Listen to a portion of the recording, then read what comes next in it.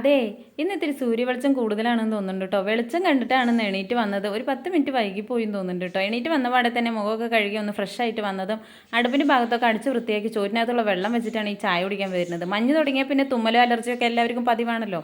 അങ്ങനെ ചായ കുടിക്കുമ്പോൾ വിചാരിക്കും ഇന്ന് ഈ വീട്ടിലെ എല്ലാ ജോലികളും എന്തൊക്കെയോ ജോലികളൊക്കെ ചെയ്ത് തീർക്കണമെന്ന്. പക്ഷെ കുഞ്ചുമോന് ലീവുള്ള ദിവസം ഇതുപോലൊരു മടി എനിക്ക് ഉണ്ടാവാറില്ല കേട്ടോ.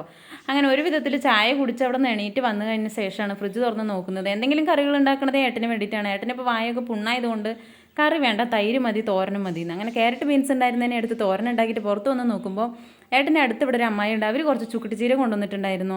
അപ്പോൾ ഏട്ടൻ ഇത് എത്രത്തോളം കൊടുക്കുന്നോ അത്രത്തോളം ഏട്ടൻ നല്ലതാണെന്ന് പറഞ്ഞിട്ടുണ്ട്. അപ്പോൾ പിന്നെ വേഗം അതും കൂടി കഴുകി വൃത്തിയാക്കി ഒരു പിടിയെടുത്ത് മാറ്റി വെച്ചിട്ടുണ്ട് കേട്ടോ. ഇനി 2 ദിവസം കൂടി കൊടുക്കണം. അങ്ങനെ ചുക്കുട്ടിച്ചീരക്കുള്ള തോരനൊക്കെ അരിഞ്ഞ് റെഡിയാക്കി പുറത്ത് വന്ന് നോക്കുമ്പോഴാണ് കുഞ്ചുമോൻ്റെ തലയ്ക്ക് എണ്ണ വയ്ക്കുന്നത് ഈ ലീവ് ദിവസങ്ങളിലാണ് കേട്ടോ. അപ്പോൾ അവൻ എന്നോട് പറയണം ഞാൻ നിൻ്റെ അത്ര വളർന്നു എന്ന്. അപ്പോൾ ഞാൻ വിചാരിക്കാറുണ്ട് നമ്മളെക്കാളും നമ്മുടെ മക്കൾ വളരണമല്ലോ, അതാണല്ലോ നമുക്കൊരു സന്തോഷം. അങ്ങനെ എണ്ണയൊക്കെ തേച്ച് ഞങ്ങൾ തലയൊക്കെ കെട്ടി വൃത്തിയാക്കിയിട്ട് വന്നിട്ടാണ് കേട്ടോ ചോറ് കഴിക്കുന്നത്. ചോറും തൈരും തോരനൊക്കെ കൂട്ടിയിട്ടാണ് മക്കൾക്ക് ഇന്ന് രാവിലെ കൊടുക്കുന്നത്.